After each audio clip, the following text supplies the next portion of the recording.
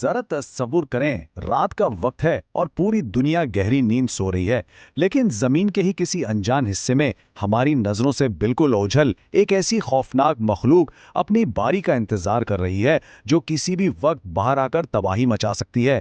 یہ کوئی عام کہانی نہیں ہے، بلکہ ایک صدیوں پرانی رونگٹے کھڑے کر دینے والی داستان کا آغاز ہے جو آج بھی انسان کو سوچنے پر مجبور کر دیتی ہے۔ تو آج کی اس وضاحت میں ہم بات کریں گے یاجوج ماجوج کی، دی اپروچنگ ڈوم۔ یہ صرف ایک نام نہیں ہے، بلکہ آنے والی مکمل تباہی کا ایک اشارہ ہے۔ خیر، سوال یہ پیدا ہوتا ہے کہ آخر یہ ہیں کون؟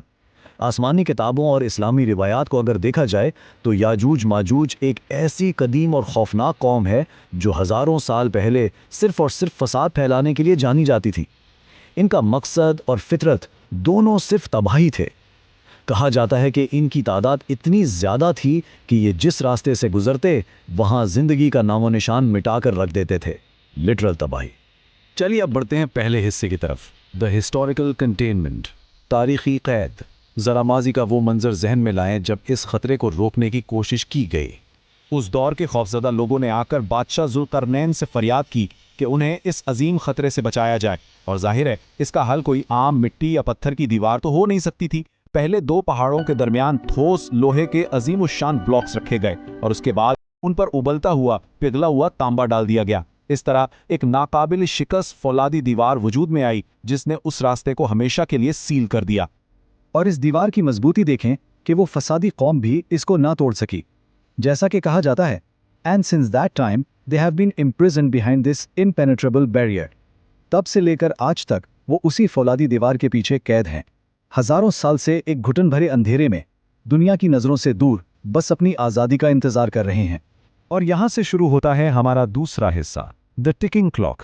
وقت گزر رہا ہے، اور سچ کہوں تو یہ اس داستان کا سب سے ڈراونا حصہ ہے، کیونکہ وہ دیوار کے پیچھے سکون سے نہیں بیٹھے۔ ان کا روزانہ کا جو سلسلہ ہے نا، وہ انتہائی خوفناک ہے۔ صبح ہوتے ہی دیوار کو کھودنا شروع کیا جاتا ہے۔ لوہے کو خرچنے کی وہ پاگل کر دینے والی آوازیں سارا دن آتی ہیں۔ شام تک وہ اس دیوار کو کھود کھود کر اتنا پتلا کر دیتے ہیں کہ لگتا ہے بس اب ٹوٹنے ہی والی ہے۔ لیکن اگلے دن کیا ہوتا ہے؟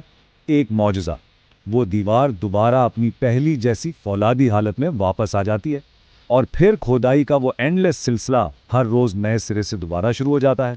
اب آتے ہیں تیسرے حصے کی طرف، دی اپوکلپٹک بریک آؤٹ، یعنی قیامت خیز خروج۔ روایات کے مطابق وہ دیوار ٹوٹنے کا دن آخر آ کے رہے گا۔ جب وہ باہر آئیں گے تو حقیقت بالکل ناقابل بیان ہوگی۔ تعداد اس قدر زیادہ ہوگی کہ انہیں گننا ناممکن ہو جائے گا۔ جہاں سے گزریں گے زمین کا سارا پانی پی جائیں گے۔ ہر طرف صرف افراتفری اور عالمی تباہی مچ جائے گی۔ ہماری جدید فوجی طاقتیں، ماڈرن ویپنز، سب کچھ بالکل بیکار ہو جائے گا۔ انسان اس آفت کے آگے مکمل طور پر بے بس ہوگا۔ زیرو، صفر۔ اگر اس ساری تباہی کا نچوڑ نکالا جائے تو وہ صفر ہے۔ صفر زمینی طاقتیں، صفر فوجیں اور صفر جدید ہتھیار انہیں روک پانے میں کامیاب ہوں گے۔ جب یہ لشکر نکل پڑا تو زمین پر ایسی کوئی طاقت نہیں بچے گی جو ان کے سامنے ٹک سکے۔ تو پھر ہوگا کیا؟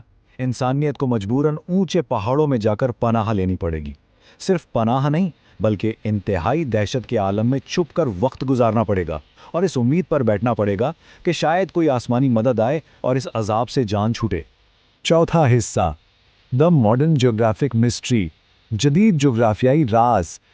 آئیے قدیم زمانے سے نکل کر تھوڑا اپنی اس ایڈوانس دنیا میں واپس آتے ہیں۔ ایک طرف ہمارے پاس وہ قدیم پیشگوئیاں ہیں جو صاف بتاتی ہیں کہ زمین پر کہیں نہ کہیں ٹھوس لوہے اور پگھلے ہوئے تانبے کی عظیم دیوار موجود ہے۔ دوسری طرف ہماری ماڈرن ریئلٹی دیکھیں۔ ہماری ایڈوانس سیٹلائٹس اور گلوبل میپنگ ٹیکنالوجی آج تک اس دیوار کا نام و نشان ڈھونڈنے میں ناکام رہی ہے۔ اور یہ چیز سب سے زیادہ ڈسٹرب کرتی ہے۔ جیوگرافی کا یہ جدید ثبوت نہ ملنا اس راز کو جھٹلاتا نہیں ہے، بلکہ اسے 1000 گنا زیادہ خوفناک بنا دیتا ہے۔ سوچئے، اتنی عظیم دیوار ہماری زمین پر ہی کہیں چھپی ہے، بالکل ہماری ناک کے نیچے، اور ہماری سب سے بہترین ٹیکنالوجی اسے دیکھ نہیں پا رہی۔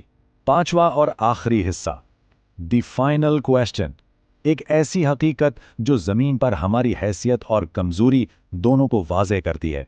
ذرا اس لمحے کا تصور کریں، دنیا بھر کے ٹی وی چینلز پر اچانک بریکنگ نیوز آنے لگے کہ "An unknown, unstoppable nation has just emerged."